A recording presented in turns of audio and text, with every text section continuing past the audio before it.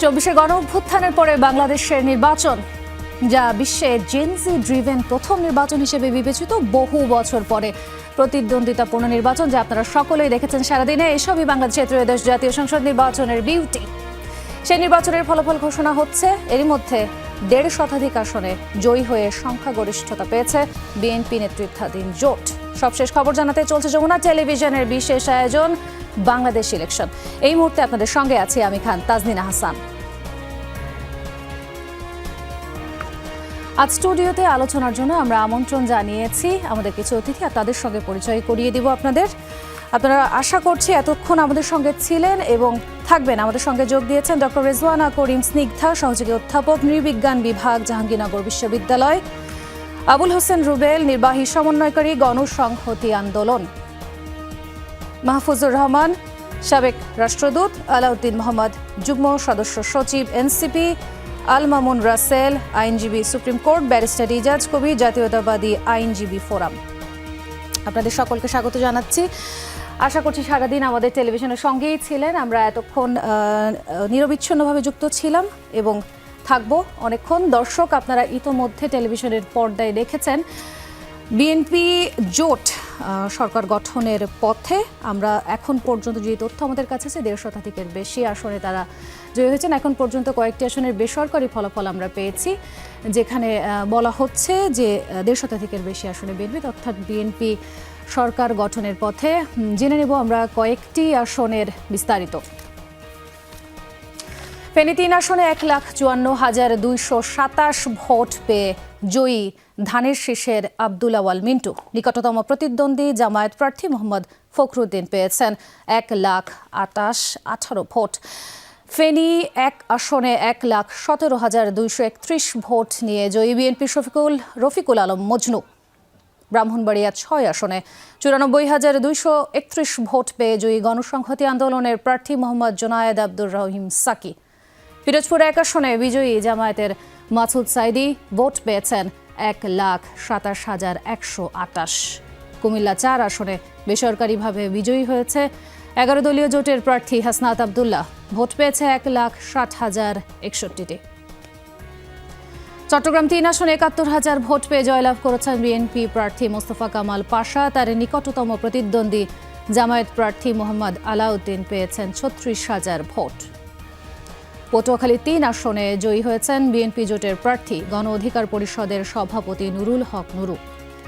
নেত্রকোনায় 5টি আসনের মধ্যে 4টি বিএনপি ও 1টিতে জামায়াত জয়লাভ করেছে। 1 নম্বর আসনে বিএনপির ব্যারিস্টার কায়সার কামাল, 2 আসনে বিএনপি প্রার্থী ডাক্তার আনোয়ারুল হক, 3 আসনে ডক্টর রফিকুল ইসলাম হিলালি, 4 আসনে লুৎফুজ্জামান বাবর, আর নেত্রকোনা 5 আসনে জিতেছেন জামায়াত প্রার্থী মাসুদ মোস্তফা। ব্রাহ্মণবাড়িয়া 2 আসনে 70,902 ভোট পেয়ে জয়ী স্বতন্ত্র প্রার্থী রুমিন ফারহানা। ব্রাহ্মণবাড়িয়া 4 আসনে 1,33,816 ভোট পেয়ে জয়ী বিএনপির প্রার্থী মুশফিকুর রহমান। নিকটতম প্রতিদ্বন্দ্বী জামায়াতি প্রার্থী আতাউর রহমান সরকার পেয়েছেন 82,480 ভোট।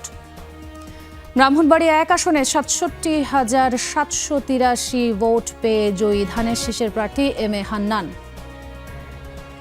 সুনামগঞ্জ 2 আসনে 97,790 ভোট পেয়ে জয়লাভ করেছে বিএনপি প্রার্থী নাসির চৌধুরী। তার নিকটতম প্রতিদ্বন্দ্বী জামায়াত প্রার্থী শিশির মনির পেয়েছেন 57,000 ভোট, 58 ভোট। মুন্সিগঞ্জে 1 আসনে জয়ী মোহাম্মদ আবদুল্লাহ, ভোট পেয়েছেন 94,935। মুন্সিগঞ্জ 2 আসনে বিজয়ী ধানের শীষের প্রার্থী অ্যাডভোকেট আব্দুস সালাম আজাদ 1,19,836 ভোট পেয়েছেন। মেহেরপুরে 2টি আসনে জয়ী হয়েছে জামায়াত প্রার্থীরা। মেহেরপুরে 1 আসনে 1,22,829 ভোট পেয়ে বিজয়ী মাওলানা তাজউদ্দিন খান। মেহেরপুর 2 আসনে 94,658 ভোট পেয়ে জয়ী নাজমুল হুদা। সাতক্ষীরা 4 আসনে 1,05,462 ভোট পেয়ে জয়লাভ করেছেন জামায়াত প্রার্থী গাজী নজরুল ইসলাম। তার নিকটতম প্রতিদ্বন্দ্বী বিএনপি প্রার্থী ডক্টর মনিরুজ্জামান পেয়েছেন 84,424 ভোট। লক্ষ্মীপুরে 4টি আসনে বিএনপি জয়ী।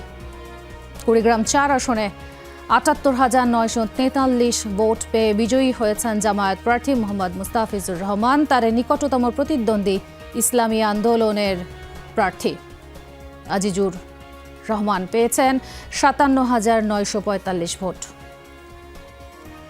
ঝিনাইদহ 1 আসনে 1,71,598 ভোট পেয়ে জয়লাভ করেছেন বিএনপি প্রার্থী মোহাম্মদ আসাদুজ্জামান।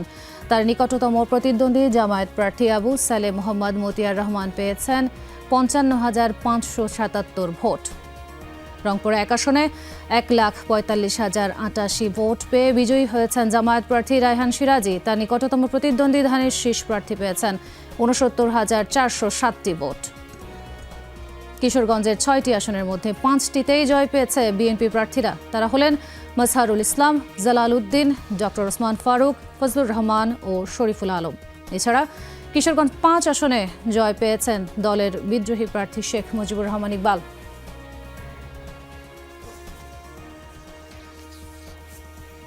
দর্শক, আমরা বিভিন্ন আসনের রেজাল্ট আপনাদের জানাচ্ছিলাম, আরও জানাবো। আমাদের সঙ্গে সরাসরি যুক্ত থাকবেন, আমাদের সঙ্গে কিছু অতিথি আছেন। আমরা কিছুটা আলোচনায় ফিরতে চাই। আমি প্রথমেই আমার কাছ থেকেই শুরু করতে চাই। রেজওয়ানা করিম স্নিগ্ধা, আপনার থেকেই শুরু করছি।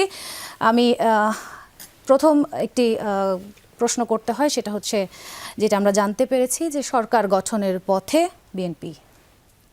আপনি এই বিষয়টি কিভাবে দেখছেন? একটি সামরিক প্রশ্নতে শুরু করলাম। আচ্ছা, প্রথম কথা হচ্ছে যে আজকে অনেক দিন পর যে প্রক্রিয়াতে ভোট গ্রহণ হয়েছে, বহুদিন পর বাংলাদেশের মানুষ ভোটটাকে যে দিয়েছে, মানে একটা উৎসব মুখর পরিবেশে, এটা আসলে সত্যি একটা আনন্দের বিষয়। শুধু এতটুকুই না, গত একদম জুলাই মাস থেকে, আসলে গত বলবো না, জুলাই 24 থেকে শুরু করে এই পর্যন্ত পুরো বাংলাদেশের প্রতিটা মানুষ প্রত্যেকটা দিনই যেন এমন ছিল, একটা এমনকি জুলাইয়ের পরেও যে একটা অনিরাপত্তা, একটা অস্থিতিশীলতা, মানুষের মনের মধ্যে একটা শঙ্কা। তো সেই জায়গাটা থেকে আজকে যে ইলেকশনটা যেভাবে সম্পন্ন হয়েছে, সহিংসতার কথা ওইভাবে শোনা যায়নি।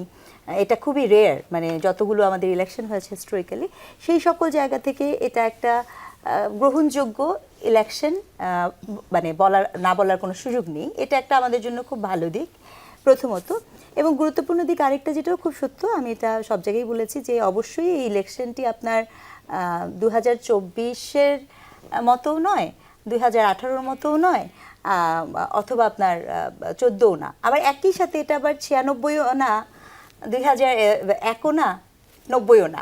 তো এই মাঝখানকারে কারণ হচ্ছে কি, আপনি ইতিহাসে থাকবে, এই দিনটিও থাকবে, এবং যেভাবেই থাকুক না কেন এটা মানতে হবে যে হয়তো একটা বিশাল গ্রুপ এখানে নেই, বাট তারপরও যেখানে যেভাবে হয়েছে, যেহেতু কোনো সহিংসতা ঘটেনি ওই অর্থে, সে অর্থে এই ইলেকশনটা একটা বৈধতা পেয়েছে। যদি সহিংসতা হতো তাহলে হয়তো বা সেটা নিয়ে আরও প্রশ্নবিদ্ধ হওয়ার সুযোগ তৈরি হতো।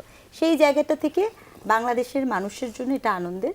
এবং এখানে আমাদের এই পরিসরে আমি প্রশাসন, ইলেকশন কমিশন এবং আমাদের রাজনৈতিক দল, এটা সকল রাজনৈতিক দল, তারা যে পারস্পরিক একটা কি বলবো সৌহার্দ্যতা দেখিয়েছেন বলেই কিন্তু এটা সম্ভব হয়েছে। সেই জায়গাটা থেকে এটাই সম্ভবত একটা অনেক বড় পরিবর্তন, এটাই সম্ভবত আমরা চাচ্ছিলাম। এবং একটা জিনিস আমি আমার ঢাকা আসনের, এটা আমি বলবো, ঢাকা আসনের আমি জানি এখন রেজাল্ট হয়েছে কিনা, আপনার ঢাকা 17-র হাবিবুল্লাহ হাবিব এবং তাসনিম জারার, এখানে আমি বলতে চাই যে থাকে না, this scene in my heart as a citizen. যখন আমি দেখছি একদম প্রচারণা সময়কালীন থেকে একজন এসে বলছেন যে আমি হারলেও একজন বোনের কাছে হারবো, বা জিতলেও আমি তাকে সহযোগিতা করব, এবং সবচেয়ে বড় ব্যাপার আজকে আমি দেখলাম যে উনি খোঁজ নিচ্ছেন যে কোনো অসুবিধা হচ্ছে কিনা। এটাই মনে হয় পরিবর্তন, নয়া একটা বাংলাদেশ। আমরা বিএনপি সরকার গঠন করতে যাচ্ছে, হয়তো করেই ফেলবে হয়তো, বা যেটা বলছেন সেজন্য বিএনপিকে অভিনন্দন, কিন্তু যেটি সৌহার্দ্যপূর্ণ একটি নির্বাচন হয়েছে। একটি প্রশ্ন যদি আপনাকে জুড়ে দিতে চাই, দর্শক আসলে যারা সারাদিন আজকে ছিলেন, টেলিভিশনের সঙ্গে যুক্ত ছিলেন বা সোশ্যাল মিডিয়ায় ছিলেন, আমাদের এখন জনগণের কথা আসলে জানার সুযোগ বেশিরভাগ সোশ্যাল মিডিয়াতে হয়। একটি প্রশ্ন করেছেন যে এটি যদি অংশগ্রহণমূলক বা একটি সফল নির্বাচন আমরা বলি, তাহলে আসলে এতগুলো বছর ধরে, বিগত বছরগুলোতে আসলে যেহেতু এই বছর আইন শৃঙ্খলা বাহিনী সফলতার পরিচয় দিয়েছে বলেই আমরা এখন পর্যন্ত জানতে পেরেছি যতদূর সম্ভব, আসলে এতগুলো বছরে কেন আইন শৃঙ্খলা বাহিনী বা প্রশাসন আমাদেরকে একটি অংশগ্রহণমূলক নির্বাচন দিতে পারেনি? এটা কি আসলে এই সফল নির্বাচন কি আসলে আমাদের সফলতা নাকি বিগত বছরগুলোর ব্যর্থতা? না, এই সফলতা বা ব্যর্থতার ব্যাপারটা পুরোপুরি এখানেই হয়। এই ইলেকশনটি প্রমাণ করেছে প্রশাসন যদি চায় পারে। এবং প্রশাসন যদি শোনে, সবচেয়ে গুরুত্বপূর্ণ এই যে শোনার কানটা থাকতে হবে। এবং এটা কিন্তু একটা স্টেপিং স্টোন। আমি কিন্তু বলেছি যে আমি কিন্তু এই ইলেকশনকে বলিনি যে একদম টপ মার্ক, নেভার, বাট এটা একটা stepping stone. It create a set যে আপনি মাত্র এত কম সংখ্যক সহিংসতার মধ্য দিয়ে একটা ইলেকশন উপহার দিতে পারেন। কারণ আমাদের সবচেয়ে বড় সংকট হয়েছে আজকে যেই হারুক, এই যে এখানে নানা পার্টির লোকজন আছে, সো আমরা টকশোতে বলেন বা বিভিন্ন জায়গায় অনেক কিছু বলেছি, কিন্তু এই যে ন্যূনতম শ্রদ্ধাবোধ, মর্যাদাবোধ, সম্মান, সৌহার্দ্যবোধ এবং পারস্পরিক সহযোগিতা যেটা আছেন তাদের ক্ষেত্রেও, যারা নাই তাদের ক্ষেত্রেও, এইটা খুব জরুরি এবং এটি আমরা কামনা করি। অনেক ধন্যবাদ। আমি আমার অতিথি আলাউদ্দিন মোহাম্মদ যিনি যুগ্ম সচিব আছেন এনসিপির, তার কাছে ফিরবো। তবে তার আগে আমি আসলে একটি লাইভে যেতে চাই। দর্শক, নির্বাচন কমিশনে আছেন আমাদের সহকর্মী তানভীর। মৌসুম, সরাসরি তার কাছে যেতে চাই। মৌসুম, আপনি এই মুহূর্তে আছেন নির্বাচন কমিশনে, আপনার কাছে কি তথ্য আছে? আমরা যতটুকু জানতে পেরেছি তার কোনো নতুন কোনো তথ্য আপনার কাছে এসেছে কিনা, বা কোনো বিবৃতি কি আপনি পেয়েছেন কিনা, অফিসিয়াল কোনো স্টেটমেন্ট আপনি এখন পর্যন্ত পেয়েছেন কিনা?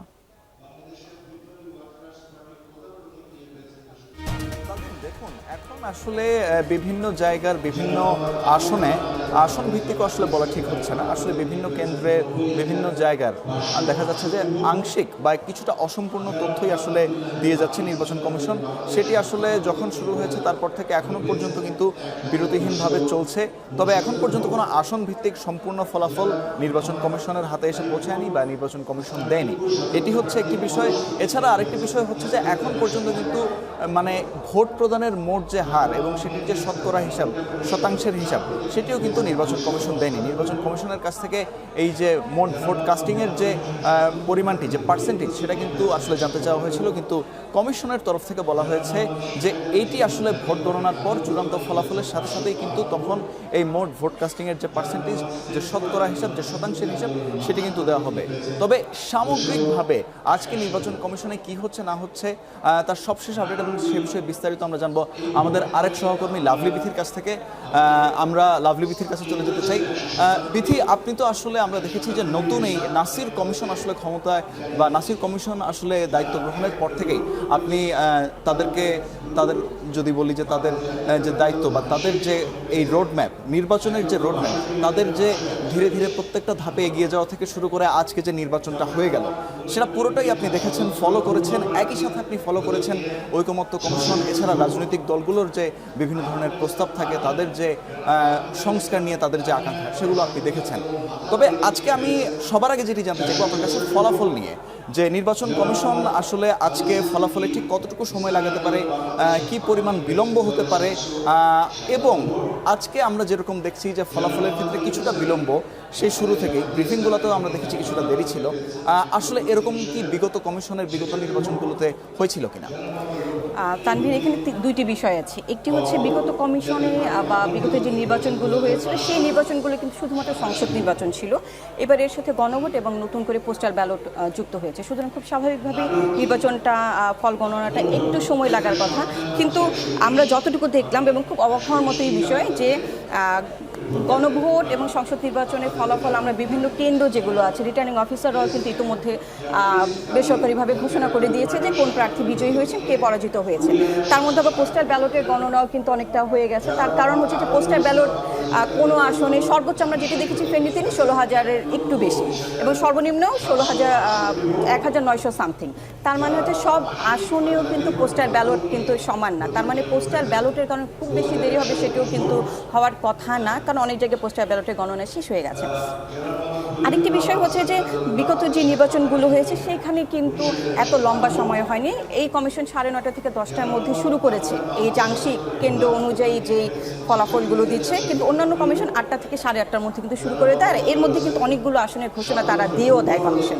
কিন্তু যেখানে আমরা দেখলাম যে রিটার্নিং কর্মকর্তা ঘোষণা দেওয়ার পরেও এখানে এখনও আসনের কথাই বলা হচ্ছে এবং দেখা গেল যে এখানে 137টি আসন, সেখানে তারা এখনও 20-30টি আসনের হিসেব দিচ্ছে। তার মানে বোঝা যাচ্ছে অনেকটা পিছিয়ে আছে। জিজ্ঞেস করেছিলাম ভেতরে যে কর্মকর্তা আছে যারা এর সাথে জড়িত, কেন আসলে এটা এরকম হচ্ছে, তারা আরেকটু জানতে চাই, সময় স্বল্পতা যেহেতু আমাদেরকে, এবার আসলে পোস্টাল ব্যালট এবং তরুণদের ভোট, এটাকে অনেকেই বলছেন গেম চেঞ্জার।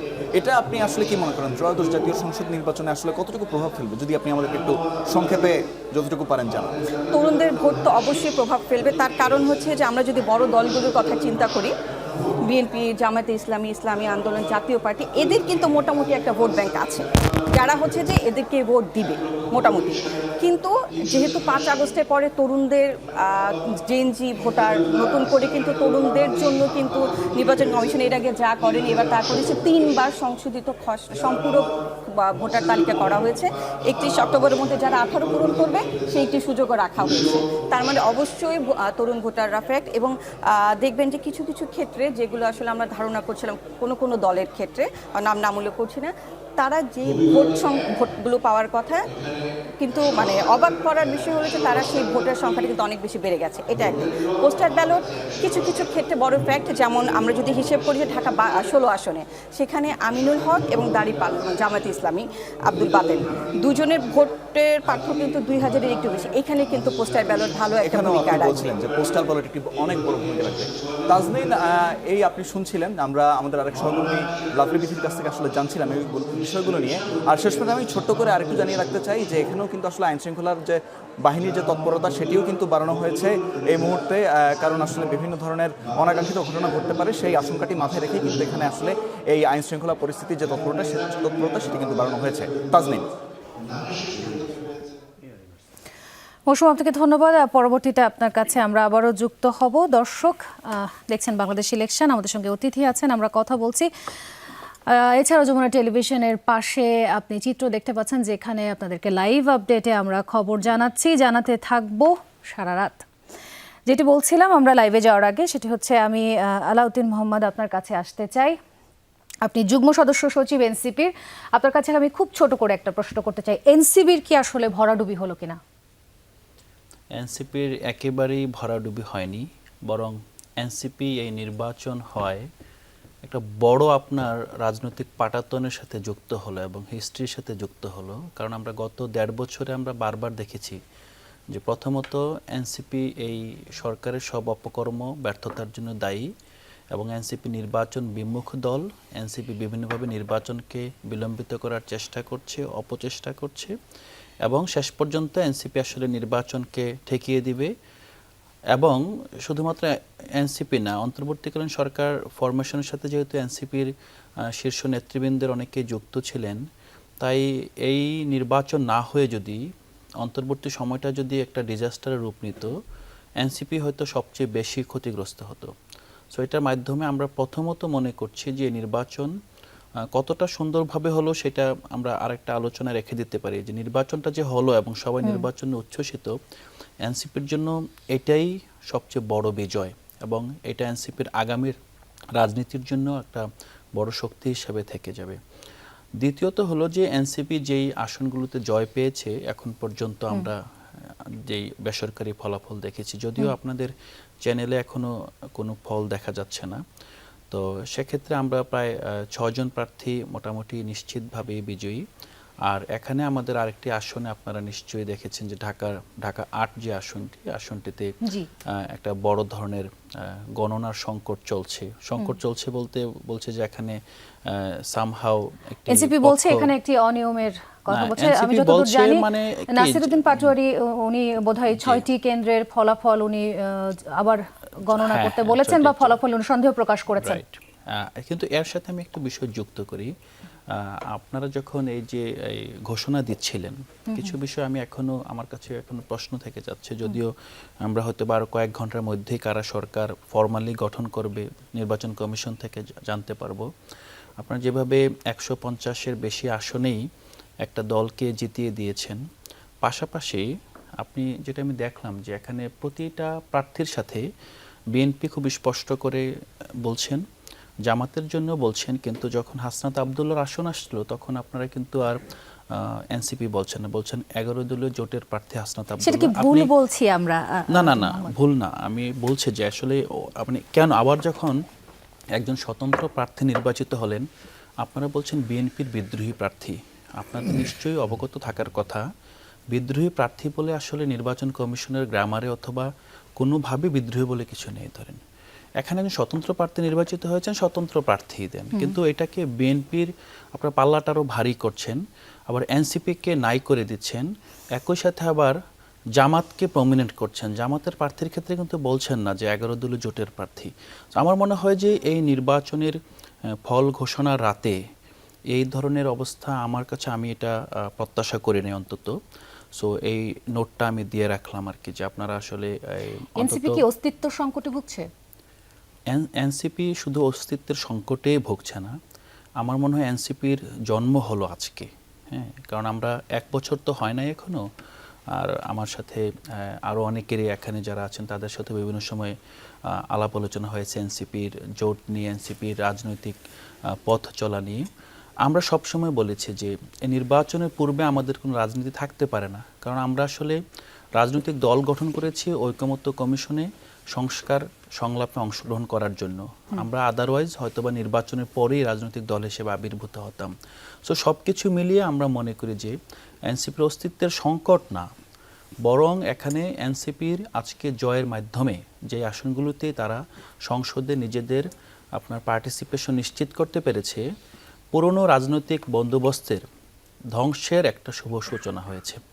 এখানে নতুন রাজনৈতিক সংস্কৃতি, নতুন রাজনৈতিক বন্দোবস্ত, নতুন রাজনৈতিক অর্থনীতি, পলিটিক্যাল ইকোনমি এখানে নতুনভাবে তৈরি হবে, যেটা গণমুখী হবে, সেটার ভিত শুরু হয়েছে এবং সেটার সাথে এনসিপি ওতপ্রোতভাবে যুক্ত হয়ে গিয়েছে।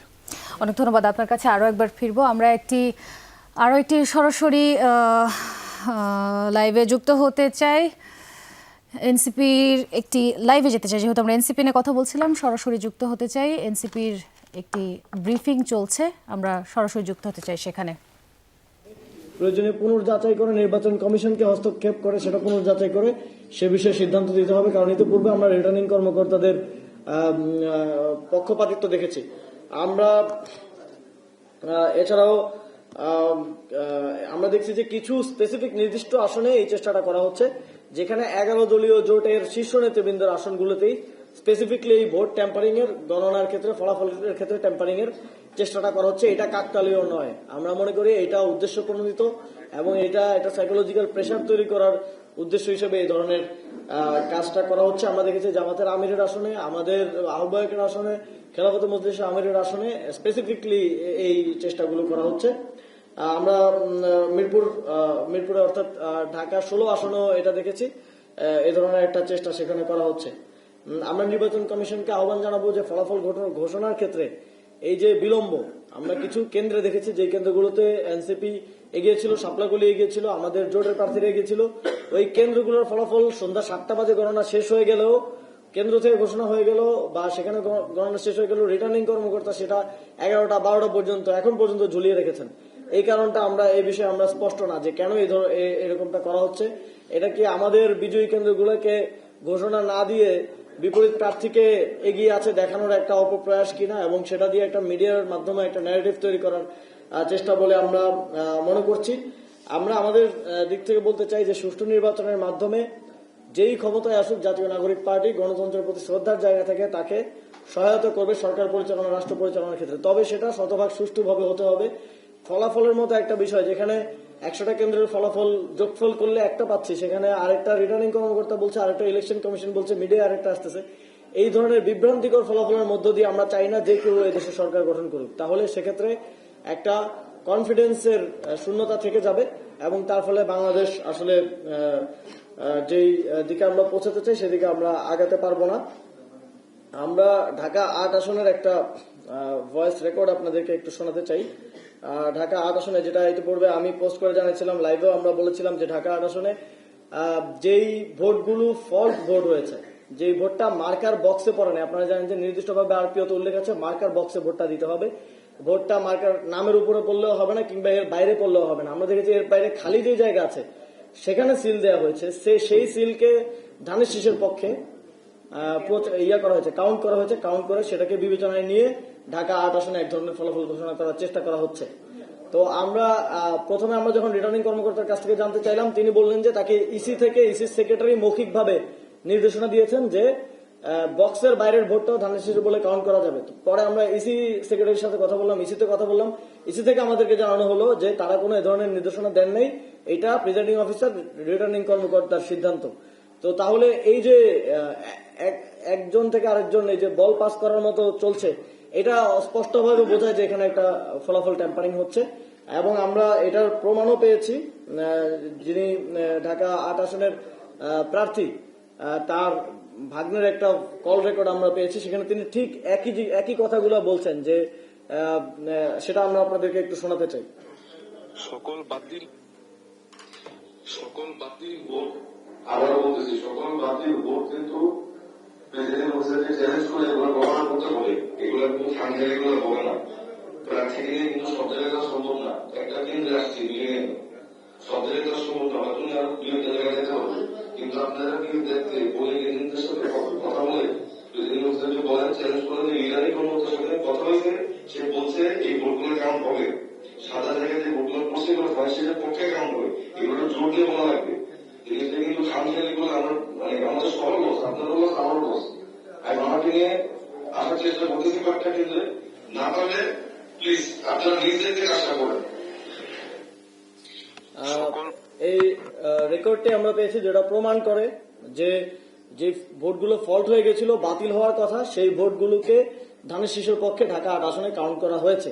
সুতরাং এই ভোটের পরিমাণ কত, সংখ্যা কত এবং এই বাতিল ভোটগুলোকে কাউন্ট করে যখন তারা হেরে যাচ্ছিল, এই দেরি করে বিলম্ব করে বাতিল ভোটগুলোকে কাউন্ট করে প্রিজাইডিং অফিসারদেরকে, এই যে উনি বলছিলেন যে প্রিজাইডিং অফিসারদেরকে কাছে যান আপনারা, গিয়ে তাদেরকে রাজি করে এই বাতিল ভোটগুলো কাউন্ট করেন, কাউন্ট না করলে আপনারও লস, আমারও লস। সুতরাং এটা স্পষ্ট প্রমাণ যে এখানে বাতিল ভোট কাউন্ট করে মির্জা আব্বাসকে বিজয়ী করার এক ধরনের ষড়যন্ত্র হয়েছে। আমরা এই আসনের ভোটগুলো খুব স্পষ্টভাবে আমরা রিটার্নিং কর্মকর্তা এবং প্রিজাইডিং অফিসার যারা এখানে আছেন তাদেরকে আর ভরসা করতে পারছি না। আমরা দাবি জানাচ্ছি যে নির্বাচন কমিশন এই ভোটগুলো কাউন্ট করে এই বিষয়ে একটা ফলাফল দেবেন এবং যেই ভোটগুলো ফল্ট ভোট হিসেবে এসেছে সেই ভোটগুলোকে বাতিল করতে হবে। এই যে স্পষ্ট একটা ষড়যন্ত্র, প্রমাণিত ষড়যন্ত্রের মধ্য দিয়ে ঢাকা 8 আসনের ফলাফল ট্যাম্পারিং করার যে চেষ্টা চলছে সেটা আমরা কোনোভাবেই মেনে নিব না। এবং এই বিষয়ে আমরা এবং এই বিষয় সহ আরো সার্বিক বিষয় আমরা জোটের পক্ষ থেকে চূড়ান্ত সিদ্ধান্ত নিয়ে আপনাদেরকে অফিসিয়ালি জানাবো। কারো কোনো প্রশ্ন? দর্শক শুনছিলেন এনসিপির ব্রিফিং এ কথা বলছিলেন আসিফ মাহমুদ সজীব ভুঁইয়া। আমরা বিরতিতে যাওয়ার আগে দেখছিলাম কথা বলছিলেন আসিফ মাহমুদ সজীব ভুঁইয়া ঢাকা 8 আসন নিয়ে। আসলে তিনি ব্যাপক সমালোচনা করেছেন 8 আসনের যেই ফলাফল এসেছে। আমরা ব্যারিস্টার ইজাজ কবির আপনার কাছে যেতে চাই।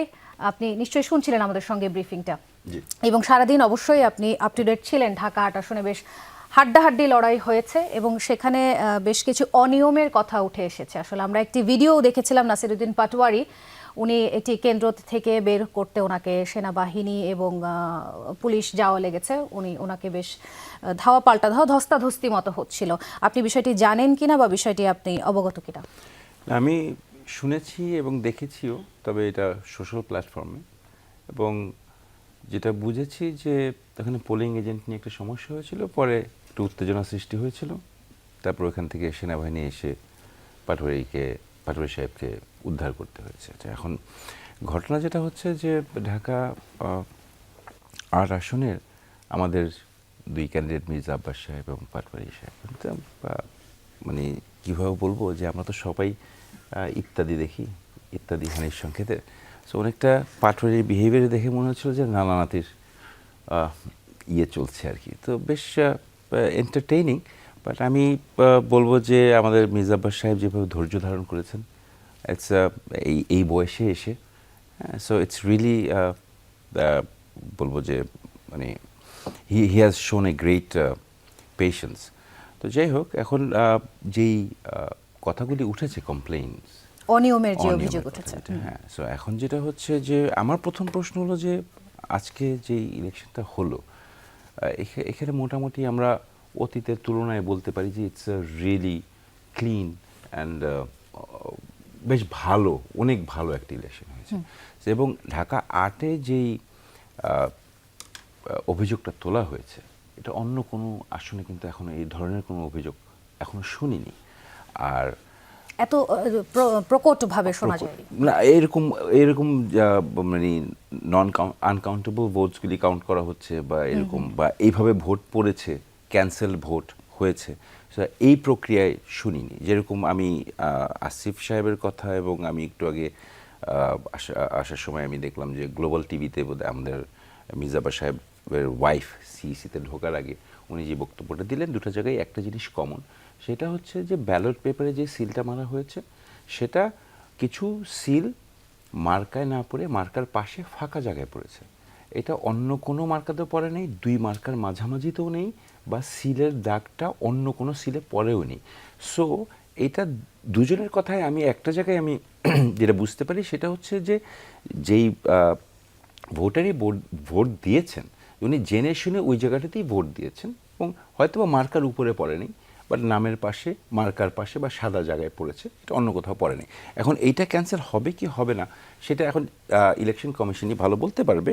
তবে আমার কাছে মনে হয় না, কারণ যেহেতু সেখানে কোনো অ্যাম্বিগুইটি নাই, ইটস ভেরি ক্লিয়ার যে কোথায় পড়েছে, সো এটা ক্যান্সেল করার আমি কোনো যুক্তি উনি কিন্তু আরো অভিযোগ করেছেন। আরেকটু আমি বলিনি, সেটা হচ্ছে যে মির্জাফর সাহেবের ওয়াইফ যিনি বলেছিলেন যে উনি আগে বলার পরে সিইসি থেকে প্রেসিডিং অফিসারকে বলা হয়েছিল যে এগুলা ক্যান বি কাউন্টেড, তারপরেও প্রেসিডিং অফিসার সেগুলা কাউন্ট করেনি, এটা ওনার কথা আর কি। সো সেই হিসাবে ওই যেহেতু কাউন্ট করেনি, ওনারা আবার সিইসিতে গিয়েছেন জানানোর জন্য যে কেন ওনাদের কথাটা শোনা হচ্ছে না। এটা সম্ভবত আমি গ্লোবাল টিভিতে দেখেছি। এখন যেটাই হচ্ছে, এখন আমি যতটুকু জানি চ্যানেল 24 দেখে যেটা বুঝলাম, আপনাদেরটা একটু দুটার ইয়েতে ইয়ে আছে, মির্জাবা সাহেব unofficially is elected, right? So এখন যেটা হচ্ছে কে কত ভোট পেল সেটার সংখ্যার একটা ইয়ে, কিন্তু সেই জায়গাটাতে ইলেক্টেড হয়ে গেছে। And if they think that এটা চ্যালেঞ্জ করে ওনারা হয়তোবা আরও উপরে উঠতে পারবেন, সেই জায়গাটা থাকলে দে ক্যান কমপ্লেন। বাট আমার কাছে মনে হয় যে যেই ইস্যুটা নিয়ে কমপ্লেন করছেন যে জাল ভোট না, মানে ভুল ভোট, ক্যান্সেল ভোট, আমার কাছে গণনা নিয়ে ক্যান্সেল ভোট, ওইটা ক্যান্সেল ভোট ওনারা দাবি করছেন, মির্জাব্বাস সাহেব দাবি করছেন যে এটা ক্যান্সেল না। তো সেই জায়গাটাতে আমার মনে হয় যে এটা ওনাদের দুজনের ভাষার একটাই কমন জায়গাতে, যেটা আমার কাছে মনে হচ্ছে যে এটা আসলে ক্যান্সেল হওয়ার আমি কোনো যুক্তি। তারপরে দর্শকদের উদ্দেশ্যে কি একটু আপনি, যদি যারা জানেন না তাদের উদ্দেশ্যে কি একটু ক্লিয়ার করবেন যে আনঅফিশিয়ালি ইলেক্টেড হয়ে যাওয়ার পরে আসলে সেই ফলাফল ক্যান্সেলেশনের কোনো সুযোগ থাকে কিনা, বা ভোট ক্যান্সেলেশনের কোনো সুযোগ? না, আপনারা মিডিয়াতে যেটা দেখাচ্ছেন সেটা হচ্ছে যে সব টিভি যেটা দেখাচ্ছে সেটা হচ্ছে রিটার্নিং অফিসারের রেজাল্টটা যেটা ইলেকশন কমিশনে গেছে এবং সবাই অ্যাড করে যেটা করেছে, দ্যাটস আনঅফিশিয়ালি। অফিশিয়াল সেটাই হবে যখন সিইসি গ্যাজেট করে যখন রেজাল্টটা পাবলিশ করবে, এর আগে এটা অফিশিয়াল হবে না। এখন পর্যন্ত আপনারা যা দেখাচ্ছেন এটা আমাদেরকে জানানোর জন্য, জনগণকে জানানোর জন্য, and that is it is unofficial, but it is also a record যে আছে। কারণ আপনাদের এই মিডিয়াতে যেই তথ্যগুলি তুলছেন, পরবর্তীতে যদি অন্য কোনো কিছু দেখা যায় যে major difference, then it can also be challenged, বলা যাবে যে এরকম হয়েছিল, এরকম হয়নি, কারণ আপনারা তো ন্যাশনাল মিডিয়া, সো আপনারাও তো আর ওভাবে কাজ করবেন না। So as a result, yes, so officially তখনই হবে যখন সিইসি ডিক্লারেশন দিবে, গ্যাজেট করবে। আলাউদ্দিন মোহাম্মদ, আপনি কি কিছু অ্যাড করতে চান কিনা? উনি বলছেন যে এই যে সাদা জায়গায় সিল পড়েছে, আপনাদের আসলে সুনির্দিষ্ট অভিযোগটা আসলে কি ছিল? হ্যাঁ, প্রথমত আপনি নিশ্চয়ই দেখেছেন যে এই আসনটা এটা কিন্তু একটা সেনসিটিভ আসন হয়ে দাঁড়িয়েছে। জি, তো এবং এটি নিয়ে কিন্তু সারাদিনই নানা অভিযোগ, কথাবার্তা, আলোচনা, সমালোচনা চলছে। জি, এবং এটা সত্য যে নাসিরউদ্দিন পাটোয়ারির পক্ষ থেকে কখনোই আপনার তার প্রতিপক্ষের উপরে কোনো ফিজিক্যাল অ্যাসাল্ট অথবা কোনো ধরনের আপনার আক্রমণ, হামলা অথবা ভয়ভীতি দেখানো হয়নি। যেটা আমার খুব প্রিয় স্নিগ্ধা ম্যাম হাসছেন, স্মিত হাসছেন এবং বলছেন উনি তো ওই আসনের ভোটার, উনি খুব বিরক্ত। কিন্তু একটা বিষয় আমরা বুঝি না, ধরেন আপনার বিরক্তির তো আসলে কোনো বিচার হয় না, অথবা আপনি মনে হতে পারে যে ওর আচরণ, ওর অ্যাপ্রোচের আপনার মনে হচ্ছে আপনার পছন্দ হচ্ছে না, কিন্তু ভোটার তো ভোট দিয়েছেন এবং vote must be counted properly. এই পয়েন্টটাতে আমাদের একমত হতে হবে। স্বাভাবিকভাবে আপনার মানে মির্জা আব্বাসের সাথে আমার ব্যক্তিগতভাবে অথবা আরও অনেকের কোনো দ্বন্দ্ব থাকার কথা না, কিন্তু একই সাথে এটা সত্য যে বা ঢাকায় আপনার প্রতিটা বড় রাজনৈতিক দলের আপনার কিছু পলিটিক্যাল ইকোনমির এখানে লর্ড আছেন, এবং এটা যারা দলের সাথে যুক্ত দলকে ফান্ড করেন এবং তাদের প্রতিপক্ষ দলের ভিতরেও আছে, বাইরেও আছে। তো এই জায়গাগুলো নিয়ে মানে কেন এটা তো আপনার সেন্সেশন ক্রিয়েট করলো, এটা একটা গ্রাউন্ড তো আছে। হ্যাঁ, পাশাপাশি হাবিবুর রশিদের আসন ওনার পাশে ওইটা ক্রিয়েট হয় নাই। হ্যাঁ, না হয় ওখানেও আমাদের এনসিপির প্রার্থী ছিলেন।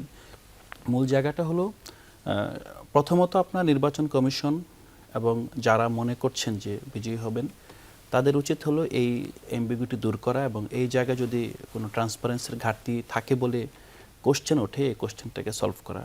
কারণ যে কোনো জায়গায় যে কোনো খেলায় যখন কেউ উক্ত খেলায় বিজয়ী হয় তখন তার জন্য এটা এক্সট্রা দায়িত্ব থাকে খেলাটা যথাযথ ছিল সেটা প্রুফ করার, এবং এটা সবসময় হয়ে থাকে। আরেকটা বিষয় যেটা স্পেশালি ভাই রেজ করলেন, তো ভোট কিন্তু সারা দেশেই আপনার অনেক ভোট বাতিল হয়েছে, আপনি প্রতিটা কেন্দ্রে ভোট বাতিল হয়। এখন যদি মনে হয় যে ভোট বাতিলের গ্রাউন্ড আপনি আরবিট্রারিলি আপনি এক্সপ্লেন করতে পারবেন যে এইটা তো আমি দেখছি যে হ্যাঁ ভোটার তো নিশ্চয়ইভাবে এখানেই ভোট দিয়েছে, কিন্তু বুঝতে না পেরে এখানে দিয়েছে, ফাঁকা জায়গা ছিল। আমি দেখেছি ইভেন আপনার খুব উচ্চ পর্যায়ে নেতৃত্ব থেকেও ব্যালট পেপার নিয়ে প্রশ্ন তোলা হয়েছে, কিন্তু আমরা নিশ্চয়ই জানি যে ব্যালট পেপারের ওই নির্দিষ্ট আসনের যত প্রার্থী আছে এগুলো আপনার মানে আপনার বর্ণানুক্রমিকভাবে শুরু থেকে শেষ পর্যন্ত যায়। সো এখানে কোনো আপনার হাত নেই, কারণ ওনার নাম যদি মির্জা আব্বাস না হয় আপনার হয়তো বা সাদ আন্দালিব হতো, তখন হয়তো বা দন্ত সরকার অন্যদিকে চলে যেত। সো এই জায়গাগুলো তো যখন প্রশ্ন উঠায়, পাশাপাশি আমি মাহাদি আমিনকে দেখেছি তিনি নির্বাচনী বিবৃতিতে এই বিষয়টা নিয়ে এসেছেন যে কেন সেখানে আপনার দেরি হচ্ছে।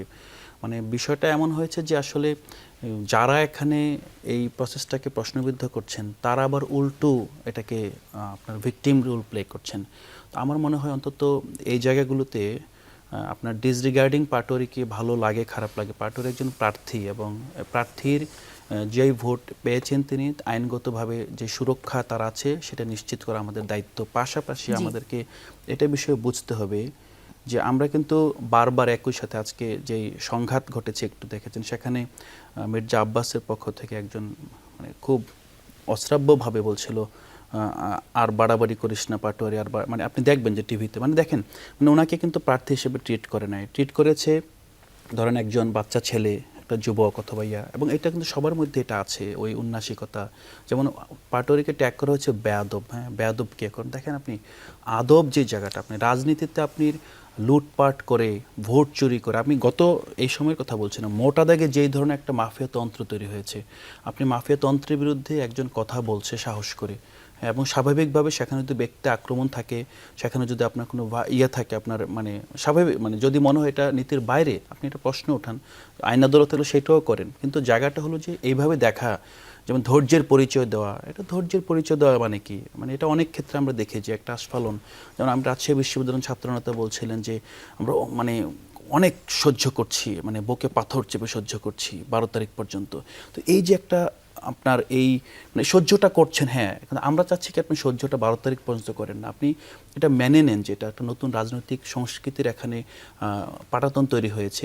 আমরা একে অপরকে অবশ্যই আপনার রাজনৈতিকভাবে সংলাপের মাধ্যমে আপনার প্রতিযোগিতার গ্রাউন্ড তৈরি করতে পারবো। সো এখানে ধৈর্যের কিছু নাই যে ধৈর্যের বাঁধ ভেঙে গেলে কি করতো। আপনি দেখেন ধরুন আমরা সাধারণত এটা কিন্তু আমি উচ্চারণ করার দরকার নেই, এটা মানুষ বুঝে, আপনিও বুঝেন, আমরা সবাই বুঝি, মানে ধৈর্যের মানে অনেক পাওয়ার আছে। হ্যাঁ, শুধু ধৈর্য থেকে আমি বসে আছি, তখন অনেকে পাওয়ারলেস না, পাওয়ারলেস সারাদিন গালি দেন, সে তো কিছু করতে পারে না। সো এই যে একটা অহম আসে, একটা দাম্ভিকতা আছে, মানে এই যে জায়গাটা এবং এই যে লোকালিটির যে একটা দাম্ভিকতা আছে, আমার মনে হয় এটা আমাদের নাগরিকত্বের বোধ এবং আমাদের যে নতুন বাংলাদেশের আমরা স্বপ্ন দেখছি, যেটা এই নির্বাচনের মাধ্যমে মনে হয় এটা ম্যাডাম খুব সুন্দরভাবে বলেছেন স্টেপিং স্টোন, যেমন এইটা থেকে যদি আমরা জাস্ট কন্টিনিউ করতে পারি এবং নতুন কালচারের জন্য আমরা নিজেরা সবাই যার যার জায়গাতে কন্ট্রিবিউট করতে পারি, আমার মনে হয় এটা একটা আপনার বড় পরিবর্তনের দিকে আমরা যাচ্ছি আর কি। তো আমি এই জায়গাটা এপিলটা হলো যেহেতু এখন এটা নিষ্পত্তি হয়নি, যেই কেন্দ্রগুলোতে মনে হয়েছে যে ভোটের পুনর্গণনার দাবি জানিয়েছে, এবং এটা সত্য যে আপনার প্রার্থীর স্ত্রী গিয়ে সেখানে আপনার একদম খুব শক্তি দেখিয়ে এটাকে আপনার বাধ্য করছে এবং প্রভাবিত করছে। ভিডিও ফুটেজ আছে এবং সেখানে পোলিং এজেন্টদেরকে বের করে দেওয়া হয়েছে। প্রধান নির্বাচনী So, এজেন্ট? তো এখানে প্রধান নির্বাচনী এজেন্ট আমি জানি না, ওখানে পোলিং এজেন্ট যারা ছিলেন, যারা দায়িত্বশীল ছিলেন। মূল জায়গাটা হলো যে পুনর্গণনা তো এমন কঠিন কিছু না, 8টা কি 10টা কেন্দ্র আপনি পুনর্গণনা আয়োজন করতে পারেন। কারণ আমার কাছে যেই বিষয়টা সবচেয়ে বেশি কনসার্নিং, আমরা মোটামুটি গ্রহণযোগ্য একটা নির্বাচন পাচ্ছি এবং এই জায়গায় ঢাকার প্রাণ কেন্দ্রে 2-3টা আসন, এগুলো বেশি আমাদের নজরও পড়ছে, মিডিয়ার ফোকাসও বেশি হচ্ছে। এইগুলো যাতে আমাদের পুরো প্রক্রিয়াটাকে প্রশ্নবিদ্ধ না করতে পারে এবং পুরো এই যে আপনার নির্বাচনটাকে যাতে কলঙ্কিত না করতে পারে, সেই জায়গাটা আমাদের দেখা উচিত। জি, আমি বিরতিতে যেতে চাই। বিরতির পরে ফিরবো আল-মামুন রাসেলের কাছে। গণভোট নিয়ে আপনার কাছে মোটা দাগে শুরুতেই জানতে চাই, আপনি নিশ্চয়ই ভোট দিয়েছেন, গণভোটের প্রতীক নিয়ে কি কিছু বলবেন কিনা? না, প্রথম কথা হচ্ছে আমি এতক্ষণ ধরে আলোচনা শুনছিলাম। আমি আজকে মাগরিবের পর থেকে সিগদা আপা সহ আমরা 2টা টকশোতে মনে হয় একসাথে ছিলাম। আমি আপা সহ আমরা বলেছিলাম যে বাংলাদেশের ইতিহাসে আমরা তো গত 3-4টা ভোট দিতে পারি নাই, সুযোগ হওয়ার পরও দিতে পারি নাই, এই প্রথম আমরা ভোট দিয়েছি। এবং নির্বাচন কমিশনের যে আজকে সারাদিনের কার্যক্রম, শুধুমাত্র নির্বাচন কমিশন না, একটা ভোট মানে সুন্দর করার জন্য একটা মিডিয়ার ভূমিকা আছে, প্রশাসনের ভূমিকা আছে, নির্বাচন কমিশনের ভূমিকা আছে এবং রাজনৈতিক যে পক্ষ বিপক্ষ তাদেরও ভূমিকা আছে। আজকে সারাদিন আমাদেরকে একটা মানে এক্সাম্পল তৈরি করেছে যে ভালো একটা ইলেকশন আমরা খুব, কিন্তু এরপরেও যখন আমরা কথা বলছিলাম তা আমরা বলেছিলাম আসলে মানে ইলেকশন ইঞ্জিনিয়ারিং তো আসলে কোনো শেষ নেই। মানে আমরা বলে না যে ঘর পোড়া গরু সিঁদুর মেঘ দেখলে ভয় পায়। আমরা তো 3-4 বছর এক এক ইলেকশনে এক এক রকম ইঞ্জিনিয়ারিং দেখেছি। কোনোটার সময় আগের দিন রাতে ভোট হয়ে গেছে, কোনো দিন আগের দিন হয় নাই, পরের দিন দিনে হয়েছে, মানে এক এক দিন এক এক প্রক্রিয়া দেখেছি। তখন আমরা বলছিলাম যে আপা সহ বলছিলাম যে আসলে আমরা এখনও পর্যন্ত ইলেকশনকে ধন্যবাদ জানাচ্ছেন নির্বাচন কমিশনকে, কিন্তু আরেকটু পরে আমরা কমেন্ট করার সুযোগ হবে যে আসলে কি হচ্ছে। দেখেন, আমরা এখনো পর্যন্ত হচ্ছে অলরেডি অনেকগুলো মিডিয়া, কালকে খুব দুর্ভাগ্য হলো সত্য, কালকে মিডিয়া কু আমরা দেখেছি পুরো বাংলাদেশে। বিভিন্ন মিডিয়া, বড় বড় মিডিয়া যাদের ভূমিকা ছিল 5 আগস্টে মানে খুব প্রশংসনীয় এবং আমরা সেলুট জানিয়েছিলাম সেই মিডিয়াগুলোকে আমরা দেখেছি আমাদের তরুণ প্রজন্ম বুকে নিয়ে তাদেরকে নিয়ে উল্লাস করেছে। মানে এটা তো একটা মিডিয়ার চাওয়া। একটা মিডিয়া মানে তো কি, সমাজের দর্পণ। আপনি আয়নার মধ্যে কি দেখেন? আপনি আপনার মুখে দাগ দেখবেন, আবার মুখে ভালো থাকলে সেটা দেখবেন। কিন্তু আপনি যদি আয়নাটা ফিল্টারিং করা হয় যে আপনার কোনো দাগ দেখা যাবে না, সবসময় সুন্দর দেখা যাবে, তাহলে তো আপনি এই মিডিয়াতে কিছু পাবেন না। আমরা গতকাল সেটি দেখেছিলাম। এখন দেখেন, আজকে মাগরিবের পর থেকে আমরা যখন বিভিন্ন জায়গা থেকে এই ফলাফলগুলো আসছে, আমরা কিন্তু অলরেডি বিভিন্ন মিডিয়া কিন্তু ঘোষণা করে দিচ্ছেন কে সরকার গঠন করবেন। হ্যাঁ, অলরেডি মানে মেজরিটি পেয়ে গেছেন। হ্যাঁ, কিন্তু এখনো পর্যন্ত নির্বাচন কমিশন বলেছে যতগুলো আমরা তথ্য পাচ্ছি কোনোটাই তথ্য হচ্ছে অফিসিয়াল কোনো না, ফলাফল এখনো হয়নি।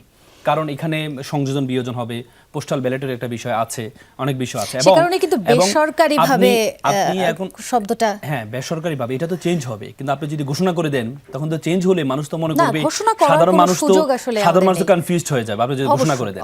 আপনি দেখেছেন জামাতের ওই 11 দল কিন্তু একটা সাংবাদিক সম্মেলন করেছে, মাত্র এনসিপি করেছে, তার আগে কিন্তু 11 দল 11টা বাজারে সাংবাদিক সম্মেলন করেছে। সেখানে কিন্তু জামাতের আমির বলেছে যে ভালো ভালো আসনগুলোতে আমরা জয়ের সম্ভাবনা বেশি আমাদের, মানে আমরা মানে এই আনঅফিসিয়ালি আমরা জিতে গিয়েছি, কিন্তু সেখানে বিড়াল ইঁদুর খেলা হচ্ছে, মানে সেখানে ঘোষণা করা হচ্ছে না।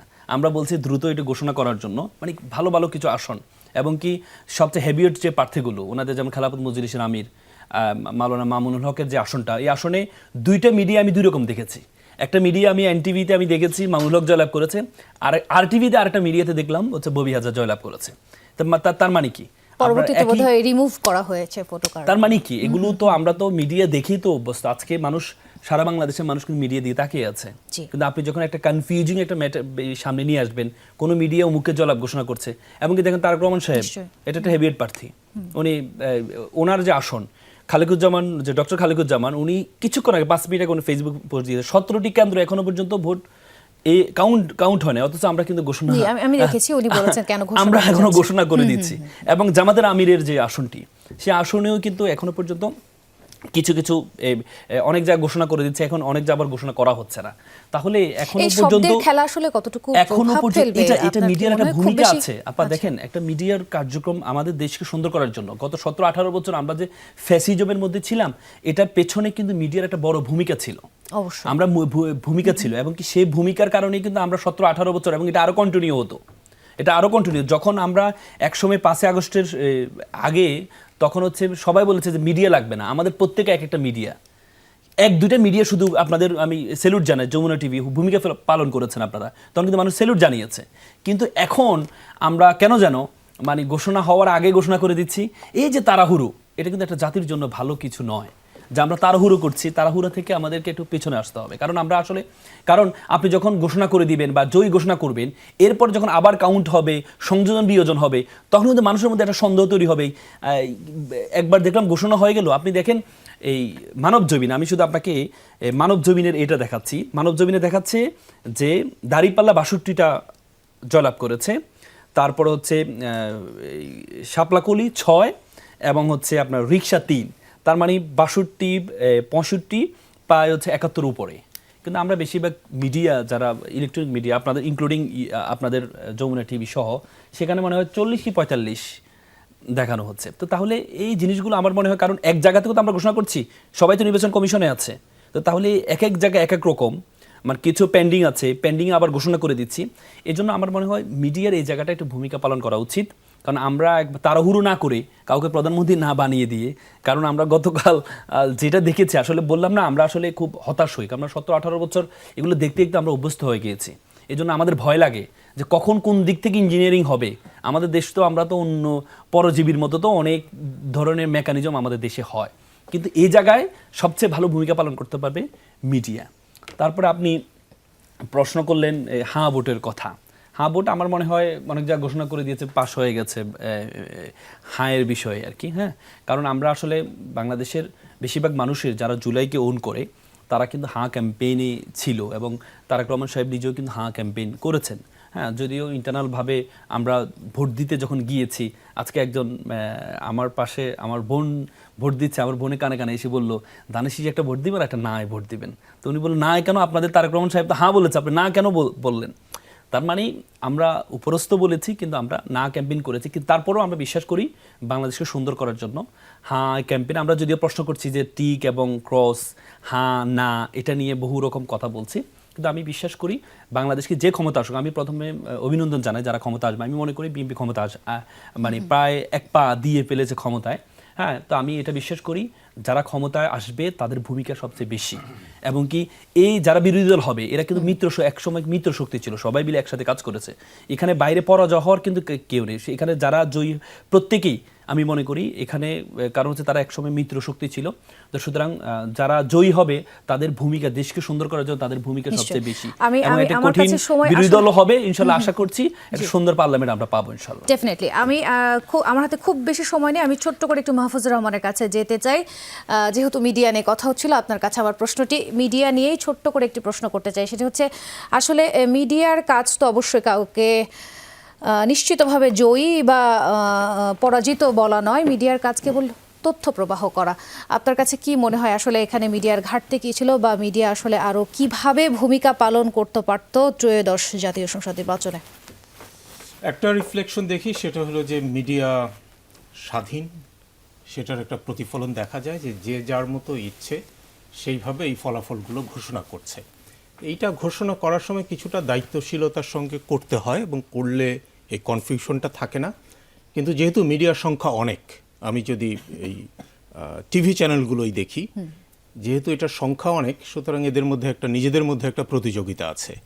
সো কে কার আগে নিউজ দিতে পারবে এবং সেটার ক্রেডিট নিতে পারবে, সেই কারণে বিভিন্ন সোর্স থেকে তারা তথ্য সংগ্রহ করে সেইটা কম্পাইল করে দিচ্ছে। যে কারণে আপনি 20টা বা 30টা টিভি চ্যানেল দেখবেন যে 20 বা 30 রকমের তারা ফলাফল দিচ্ছে। হ্যাঁ, তো এইটা তো এখন মিডিয়ার স্বাধীনতা। তারা যদি মনে করে যে আমি অন্য কোনো সোর্স থেকে পেয়েছি, সেটাকে এখানে ব্যবহার করে ফেলি, সেজন্য হয়তো ব্যবহার করছে, এবং করে ওরা ওই একটা অ্যাডভান্টেজ নেওয়ার চেষ্টা করছে। যেমন উনি ঢাকা 17-র উল্লেখ করলেন। ঢাকা 17-তে আমরা দেখি যে একজন হেভিওয়েট প্রার্থী আছে, হ্যাঁ, যিনি হয়তোবা প্রধানমন্ত্রীও হতে পারেন। তো সেই কারণে সবাই চাইছে যে ওনার খবরটা আগে দিয়ে দেওয়ার জন্য, এবং এটা হয়তো যারা শুনছে, শ্রোতা যারা, তাদেরও একটা আগ্রহ আছে যে ঢাকা 17-র ফলাফল কি হচ্ছে। তো সেই কারণে হয়তো কোনো কোনো টিভি চ্যানেল এটা আগে দিয়ে দিচ্ছে, মানে তারা প্রম্পটেড হচ্ছে আর কি। কারণ অনেক সময় শ্রোতারা জানতে চায়, তারা টিভি চ্যানেলে ফোনও করে জি, যে আপনারা এতগুলো দিচ্ছেন, ঢাকা 17 বলছেন না কেন, বা অন্য একটা বলছেন না কেন, ঢাকা 8 যেটা নিয়ে যথেষ্ট ডিসপিউট রয়ে গেছে। সো ঢাকা 8-এর ফলাফল অনেকে জানতে চায়, ঢাকা 9-এর ফলাফল জানতে চাচ্ছে। ওই যে ববি হাজ্জাজ এবং মামুনুল হক যেখানে আছেন, সে আসনের ফলাফল জানতে চায়। তো এগুলো অনেক সময় আগ বাড়িয়ে মিডিয়া হয়তো কিছুটা রিস্ক নিয়ে হলেও করে ফেলে। তবে সেক্ষেত্রে অবশ্যই দায়িত্বশীলতার পরিচয় দেওয়া উচিত। আপনাকে অনেক ধন্যবাদ আবুল হোসেন রুবেল। আপনার কাছে আমরা ফিরবো, তবে দুঃখিত এই ঘন্টায় আমরা থাকতে পারছি না, পরবর্তী ঘন্টায় আপনার কাছে আসতে চাই। আপনাকে দিয়ে শুরু করতে চাই। দর্শক দেখছেন বাংলাদেশ ইলেকশন, আমরা কথা বলছি, থাকবো সারা রাত, আমাদের সঙ্গেই থাকবেন। এই ঘন্টা থেকে বিদায় নিচ্ছি, ছোট্ট একটা বিরতি, পরবর্তী ঘন্টার শুরুতেই দেখা হচ্ছে আমার সঙ্গে।